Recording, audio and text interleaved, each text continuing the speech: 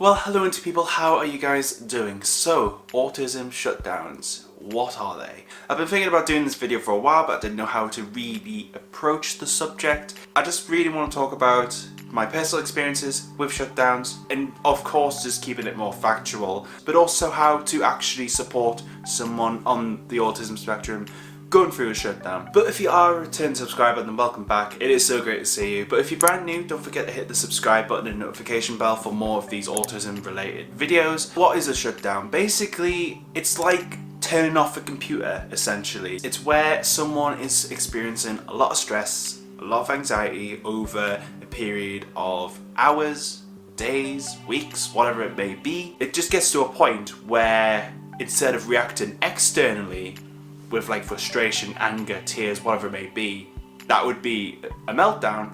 A shutdown is where you just draw yourself back, like you withdraw from things, withdraw from people, you just withdraw into yourself. If someone's going through a shutdown, they might not be able to communicate, they might withdraw to a safe place, like their room for example. They might not be able to move, they might lie on the floor. There's a ton of different ways that a shutdown can affect an autistic person. It's not the same for everyone and it's a purely individual experience, so I am generalizing just to make that clear. But the main thing with a shutdown is they tend to be more discreet, and because they are more discreet they might actually go unnoticed. But like a meltdown though, a shutdown is basically someone's coping mechanism for coping with a situation or a person or a place, whatever the circumstance may be. And also, meltdowns can actually lead to shutdowns. So it might appear that the person's okay after the meltdown, but they might not actually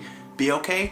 They might just withdraw into themselves, which is actually a little bit worrying. So what causes a shutdown? It's literally where someone has reached that point where they just can't cope with things anymore. Like they've taken on enough already, like there's just enough stress as it is, and they've just reached that point and they just go down. That's really the only way I can really describe it to you guys. Like the triggers are going to be very individualized, but for me it's a lot of change, or if something is not going right then that can cause a shutdown for me. I'll give you guys a quick example. I was building my desk in this room a few weeks ago. I got the desk finished, but it was so frustrating because I was trying to get the pulley out thing for the computer keyboard into my desk. It was so frustrating because it just wouldn't go the way that it said in the instructions. And me and Nicola kept trying to change it and seeing if we could get it right, but it wasn't going right. And literally 20 minutes to half an hour of my life on that day I spent on this floor. I couldn't communicate, I couldn't move.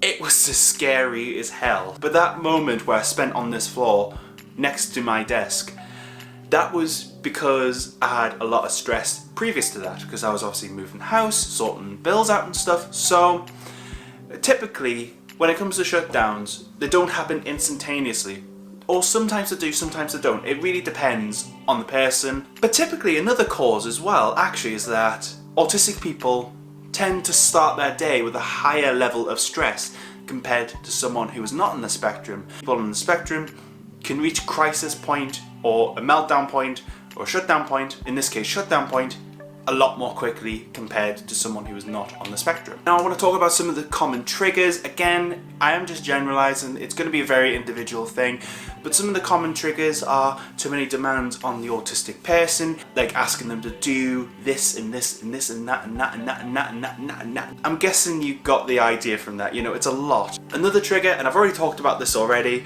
unexpected change, or changes to plans or routines. A couple of other triggers, sensory overload, basically where all of your senses just go haywire. But then there's also a thing called social overload, which to me is one of my triggers. Like, yes, I do like interacting with people, however, if it's really too much, like there's a lot of people and just a lot of interaction, I tend to step away from the situation. And actually that's something I want to talk about now. How to support someone through a shutdown. And actually, if you're an autistic person, maybe some of these might help you as well when you're faced with this similar sort of situation. So first tip is, if you're going through a shutdown, or if you know someone is going through a shutdown, just give them time. Give the person time to withdraw and recover. Give yourself time to withdraw and recover. Shutdowns are draining. I'm gonna be the first one to admit, when I had my shutdown in this room, it took me hours to actually recover from it. It's important to give yourself time, or give the person time to recover, and allow them to recover however they like to recover, whether that's just being in a dark room, whether that's just doing nothing, lying in front of the TV, whatever the case may be. Whatever you like to do to recover, relax, you do that, and you take the time for you. Or if you're looking after someone who has had a shutdown, make sure you give them that time to recover. Second tip, consider maybe using an interest of theirs, or a special interest. So for me, my special interest is listening to music. Literally, I have tons of CDs, I have a Spotify premium account. Literally, music is my muse. So when I've had a stressful experience, whether it's a meltdown or a shutdown, I always put some headphones on, just listen to some music, doesn't matter what it is.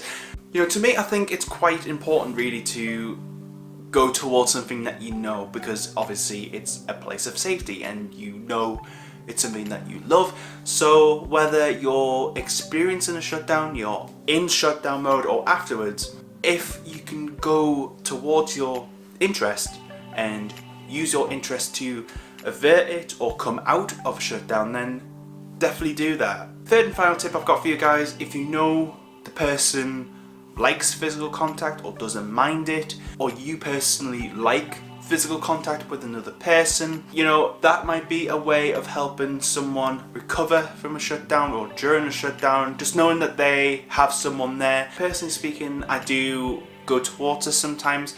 Like, I'll say to Nicola, oh, can I just have a hug or whatever, and she'll obviously say yes, because it's me and I'm just fabulous. But physical contact can actually be really reassuring. So yeah, that is autism shutdowns.